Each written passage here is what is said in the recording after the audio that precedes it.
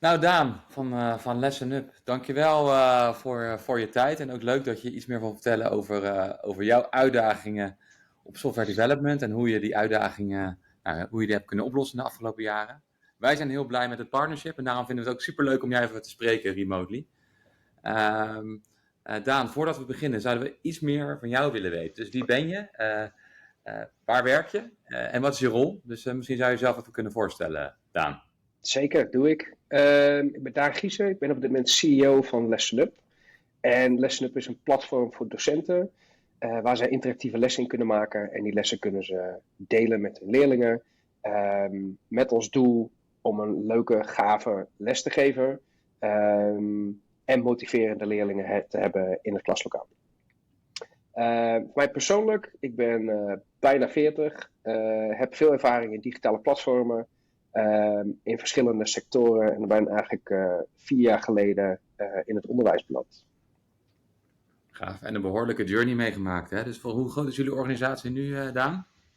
Zeker, we zijn nu met zo'n ongeveer 40 FTE. En toen ik startte, toen waren we met 6. Ja, en actief in Nederland, Engeland ook, hè, sinds kort, begreep ik?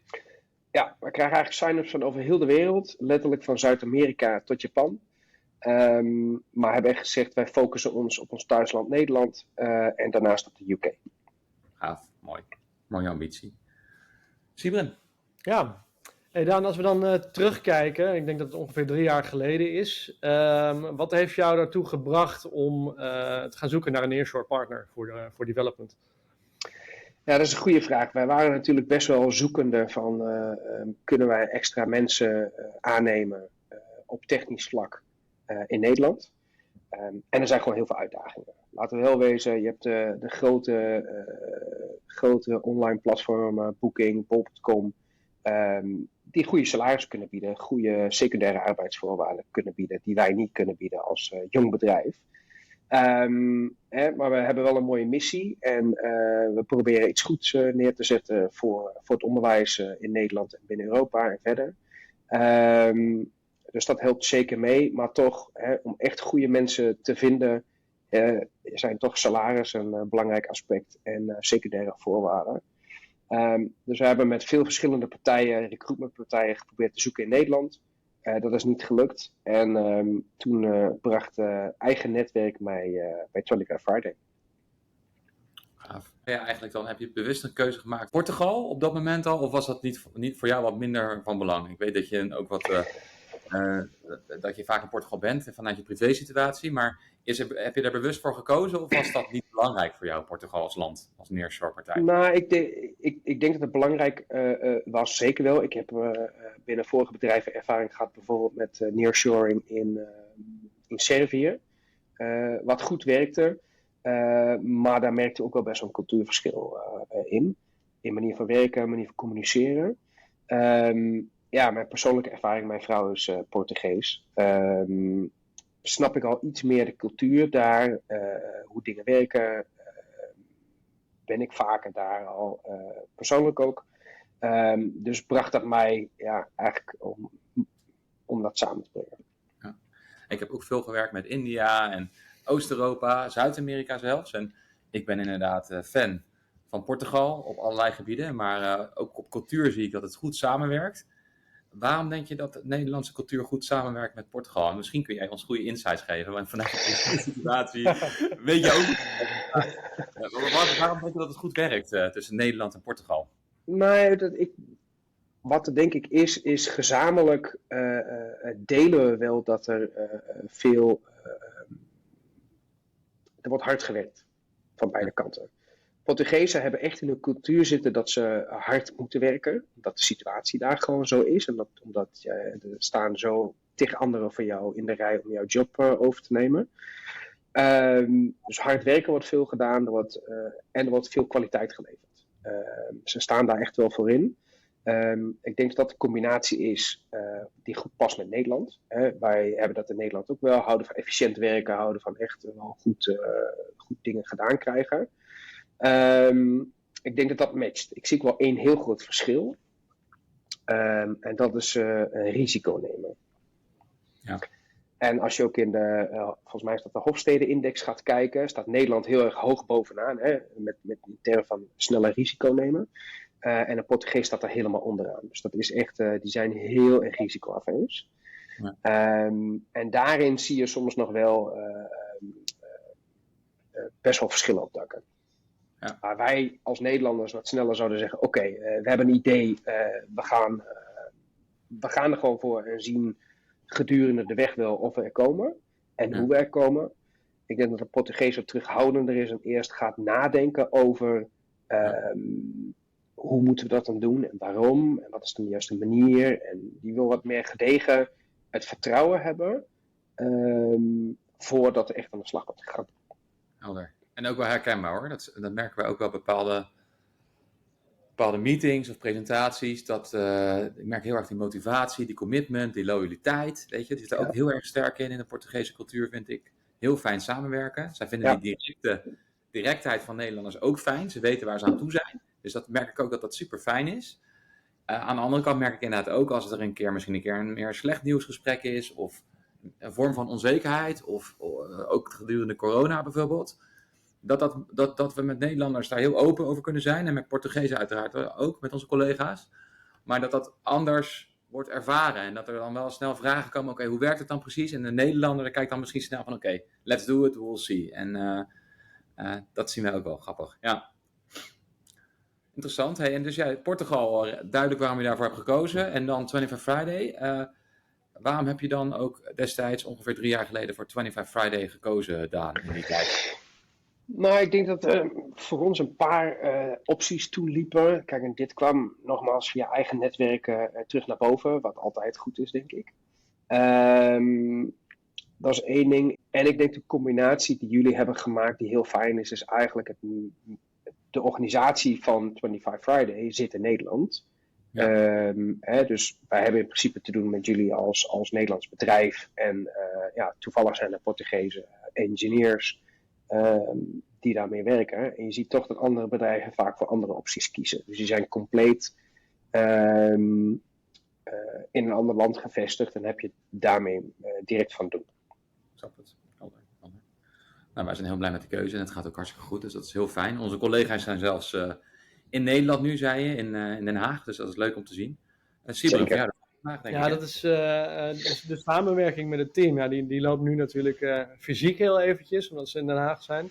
Maar hoe loopt in het algemeen de samenwerking tussen het Nearshore team in Portugal en de tech, UX en product management in Den Haag? Nou ja, kijk, dat COVID heeft natuurlijk wel veel veranderd. Als in niet iedereen hier zie je echt fysiek op kantoor. En dat maakt dat het makkelijker samenwerken wordt met collega's die letterlijk ergens anders zitten. Dat doen onze eigen collega's ook. Dus niet iedereen komt hier uit de regio Den Haag of omgeving. We hebben een aantal ook uit het oosten van het land of iets meer noordelijk, zuidelijk.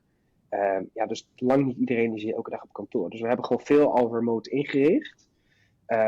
Stand-ups, refinements, checken met collega's. Hebben daar alle tooling ook voor in huis. En dat helpt gewoon gigantisch mee. Dus eigenlijk maakt het nou niet uit. Een Nederlands collega van ons zit eigenlijk bijna altijd in het buitenland. En die zorgt wel dat ze redelijk in bijna dezelfde tijdzone is. Maar dat kan eigenlijk letterlijk op dit moment. En dus in die zin merken we niet heel veel verschil. Het enige wat je wel hebt, en dat heb je zowel als dat je dat zou doen met samenwerken met onze Portugese collega's, als gewoon Nederlandse collega's die niet op kantoor zijn. Het soms echt even elkaar diep in de ogen aankijken en nou zeggen en snappen wat je bedoelt. Daarvoor moet je soms wel echt in een fysieke ruimte zitten. Ja. En zeker als er soms een keer wat dingen niet lekker gaan, of als er echt een keer misschien wat harder moet worden toegesproken op bepaalde vlakken, of gewoon dat je verduidelijking wil vragen. Want laat wel wezen, bij engineers zit vaak niet in het bloed om het fysieke contact even snel te zoeken. Die gaan het liefst gewoon lekker bezig met waar ze mee bezig willen zijn. Coden en mooie dingen maken. Dus daar de tijd voor nemen blijft Ja. essentieel. Ja, daar kennen wij ook wel, Daan. En daarom pushen we eigenlijk ook, staat ook in ons contract, hè, dat de mannen en dames 2 keer per jaar naar Nederland komen. Nou, nu zijn ze in Den Haag voor een aantal dagen. Jullie komen ook, 1 keer per jaar lijkt het op naar Porto, hè, naar Portugal om met het team te werken. En dat zien wij ook als cruciaal hoor, dat je in ieder geval minimaal 3, het liefst 4 keer per jaar met elkaar in de ruimte zit voor een paar dagen. Al is het maar voor die bak koffie of het biertje of de lunch samen. Dat helpt wel. Ja.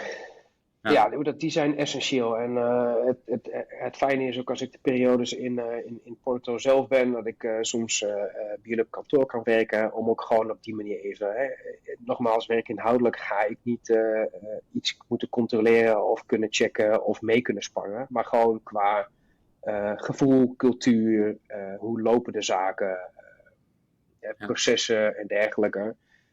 Maar ook ze laten meedenken over het product. Hey, wat denk je? Is dit de goede kant die we op gaan of niet? Gewoon dat even kunnen inchecken soms. En met Portugezen is dat het belangrijkste natuurlijk om dat gedurende het eten te doen. Ja. Dus ja, en, dus dat... en broodje kaas dan. En als je terugkijkt naar de opstart van die samenwerking, waren daar dingen die overwonnen moesten worden vanuit Let's Stand Up? En hoe is dat aangepakt? Nou, ik denk niet zozeer overwonnen, want nogmaals, dankzij COVID waren wij al best wel in de modus van remote werken. Ik denk dat het wel even zoeken was naar de juiste communicatie in het begin. Toch weer andere cultuur, elkaar leren kennen. En ik denk dat het ook best wel complex techlandschap, om dat te kennen en te snappen en daar wegwijs in te worden, is voor iedereen moeilijk. En dat maakt niet uit of dat je nou via nearshoring zit of dat je gewoon in Nederland bent. Dus die complexiteit is gewoon moeilijk. En voordat iemand echt snapt hoe het technisch aan de achterkant in elkaar zit, ben je gewoon 5-6 maanden verder. Ja. Ik denk dat het fijne toen voor ons was, is dat wij met 2 mensen zijn gestart. Ja. En dat heel langzaamaan hebben opgebouwd. Dus daardoor had je een goede basis. Je hebt een aantal mensen die er al werken, die kunnen wat over vertellen, die kunnen de anderen in meenemen. En inmiddels zitten we op 6. Ja, sinds deze week of sinds kort eigenlijk. Ja. Mooi. Hey, en als je nou kijkt, want we gaan een beetje richting het einde van het interview, maar wat een belangrijk punt is, waarom kies je nou eigenlijk voor nearshore development? En wij denken, of ik zeg altijd, nou, een paar dingen zijn belangrijk.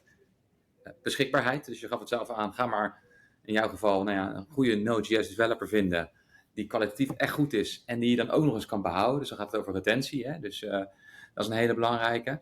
En een andere belangrijke is misschien ook flexibiliteit. Dat je iets flexibeler bent misschien met opschalen en misschien op den duur ook afschalen. Kosten wellicht. Dus wat zijn voor jou, wat is als je nu achteraf de afgelopen 3 jaar kijkt, wat komt er nou in je op van, dat is de reden waarom we met nearshore gaan werken. We hebben die vraag al gesteld, dat besef ik me, maar ik wil het nog eens van je horen. Waar zit die nou met name?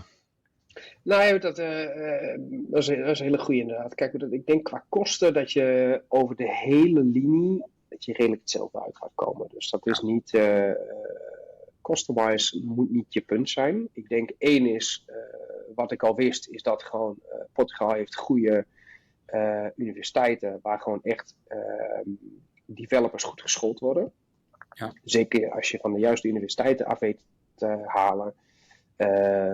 Dan helpt dat enorm mee. Dus qua kwaliteit zijn ze vaak beter geschoold dan hier in Nederland of andere landen. 2 is, ik denk, we hadden heel graag nog een aantal collega's hier in Nederland extra gehad. Maar dat krijgen we gewoon niet voor elkaar, want het is gewoon heel moeilijk om dit te werven en, wat je ook aangeeft, te behouden. Het derde is ook nog eens een keer, als jij probeert hier in Nederland collega's te vinden, dan zijn dat toch vaak wel experts. Ja. En dan heb ik liever dat ze allemaal bij elkaar zitten en met elkaar verder kunnen sparren en ook tot grotere hoogte kunnen komen. En dat we gewoon samen op die manier die wisselwerking opzoeken. Als dat ik, laten we zeggen, een Colombiaan in Amsterdam heb zitten. Nog iemand uit, laten we zeggen, Spanje in Eindhoven. En nog iemand anders weer ergens anders. Dan heb ik liever dat ik het zo combineer. Want nu heb ik gewoon 2 grote, laten we zeggen, hubs. Ja. Eentje is in Den Haag en de andere is in Porto. Helder. Nou, mooie samenvatting. Zo zien wij het ook. Dus dat is fijn om te horen dat het wordt bevestigd aan. En laten we dan nog even vooruitkijken. Wat zijn de toekomstplannen voor LessonUp en hoe kan nearshoring daar een rol in spelen? Nou ja, het fijne is denk ik, wat je net ook aangaf, Maarten, is een stukje flexibiliteit. Die helpt zeker mee. Kijk, wij hebben een groot doel. We willen 1 miljoen docenten actief hebben op ons platform. We zijn goed op weg. Ik denk dat we ongeveer op 10-11% zitten daarvan. Dus we hebben echt wel een flinke stap al gezet. Maar we hebben veel meer wensen. En uiteindelijk moeten we gewoon goed gaan kijken hoe dat past. En hoe schaalbaar en efficiënt we dat kunnen inrichten. En dat gaat niet alleen maar met een heel groot team hier in Nederland neerzetten. Want dat is ook wel een soort van burden. Ik wil niet direct zeggen een blok aan je been, maar het is wel, het is flink en het is heavy. En ik denk dat wat bij ons helpt, als wij, stel nou voor wij zouden die 6 mensen hier hebben moeten werven, dan moet ik een recruiter hebben, ik moet HR nog beter hebben ingeregeld. Er zit een mega proces aan vooraf. En dat soort dingen hebben jullie allemaal weggenomen. Ja. Wat denk ik heel fijn is. Waardoor we op onze focus konden richten op, ja, we willen ons product en ons bedrijf weer een stap verder brengen. En ik denk continu die afweging goed maken, is hoe wij proberen te groeien. Dat zeg ik nogmaals, we hebben grote ambities. Ik denk dat we binnen Europa heel veel kunnen bereiken. Ook omdat er niet echt platformen zijn zoals de onze. Dat zie je wel in Azië en Amerika. Maar die hebben heel veel moeite om hier te komen. Naar Europa toe. Dus daar hebben wij grote kansen. En daar gaan we graag in verder. Mooi verhaal. Dat klinkt goed. Nou, tot slot. Als ervaringsdeskundige met 3 jaar geschiedenis met 25 Friday. Wat zou jij Nederlandse tech scale-ups adviseren als het om development capaciteit gaat? Dat is best wel een goede vraag, Sibrun. Ik denk misschien 2 dingen. 1 is, kijk hoe je slim en efficiënt een en ander kunt organiseren en opzetten. En net wat ik aangaf, voordat jij echt een goed technisch team hebt zitten met engineers en dergelijke, daar komt heel veel randzaken bij kijken. Dus overweeg zeker een stukje nearshoring daarin. En dat hoeft niet alles te zijn. Maar een deel maakt je daarin volgens mij flexibel en stuurbaar. En 2 is, ik vind het internationale aspect daarin gewoon heel leuk. Als ik terugkijk hoe wij hier begonnen en toen ik instapte, het waren met 6 mensen en het bedrijf is echt super Nederlands. En inmiddels zijn wij gewoon een internationaal bedrijf en hebben wij een Amerikaanse werken. We hebben een jongen uit even kijken, Bosnië zitten. We hebben 6 Portugezen. We hebben iemand uit India. Enzovoort en zo verder. Dus ik denk dat stuk, dat internationaliseren, dat ook een van de leuke dingen is om mee te nemen in je hele journey vanuit start-up, scale-up en verder. En inspirerend ook, Daan. Super tof verhaal en mooi hoe je het zo in deze fase nog verder gaat brengen. Dus heel erg bedankt en tot de volgende zou ik zeggen, Daan. Tot snel.